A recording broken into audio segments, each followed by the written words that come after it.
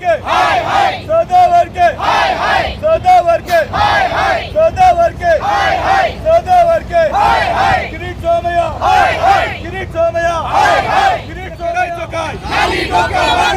किरीट सोमय्या तुझं करायचं काय सदा वर्के तुझं करायचं काय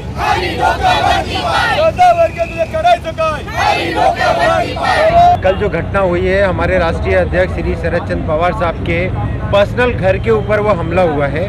और एक इतने बड़े देश के पूरे हिंदुस्तान में सबसे बड़े नेता के ऊपर हुआ है। इससे महाराष्ट्र की संस्कृति ये नहीं है और महाराष्ट्र का सर कहीं शर्म से झुक गया है और जो लोग ये उकसावे में आके करा रहे हैं उनका असली चेहरा सामने आएगा। महाराष्ट्र की जनता इसको माफ़ नहीं करेगी। आने वाले टाइम में इसका बहुत करारा जवाब दिया जाएगा। जो कल समकरियों ने एसटी समकरियों ने जो पवार साहब के निवास स्थान पर कल हमला किया है, चप्पल फेंक किया है, तो हमें कहीं ना कहीं ऐसा लगता है कि पवार साहब ने उनके जो भी प्रश्न,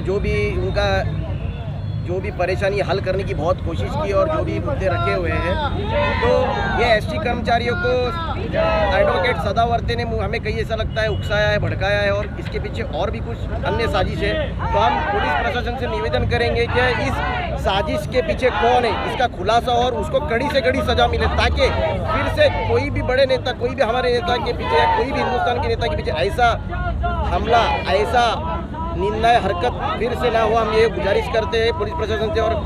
पूरी राष्ट्रवादी पूरे महाराष्ट्र में, पूरे हिंदुस्तान में इसका निषेध करती है। इसके मोर्चे का हम ये कहना चाहेंगे कि आदरणीय शरद चंद्र पवार साहब के घर पे जो हमला हुआ वो लोकशाही को छोड़कर हुआ।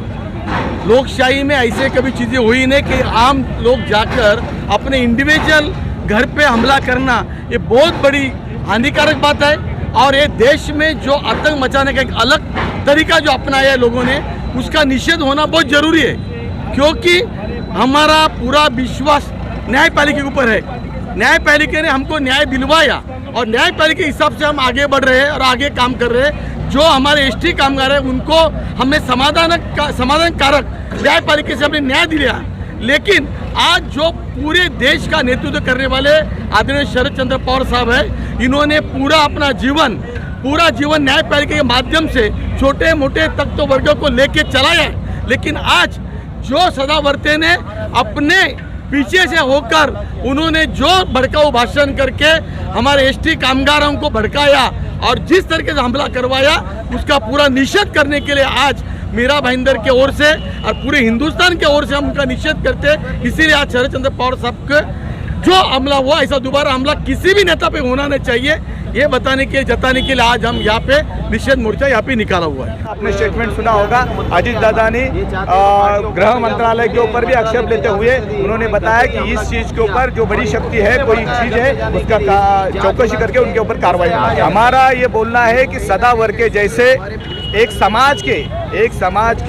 समाज कंटक वकील जो है, उसके ऊपर कड़ी से कड़ी कार्रवाई होना चाहिए, जिन्होंने अपनी चेतावनी और भाषा से लोगों नेता के घर पे, यानी इंडिविजुअली घर पे, सरकारी घर पे नहीं, इंडिविजुअली घर पे जाके हमला करने के लिए और एक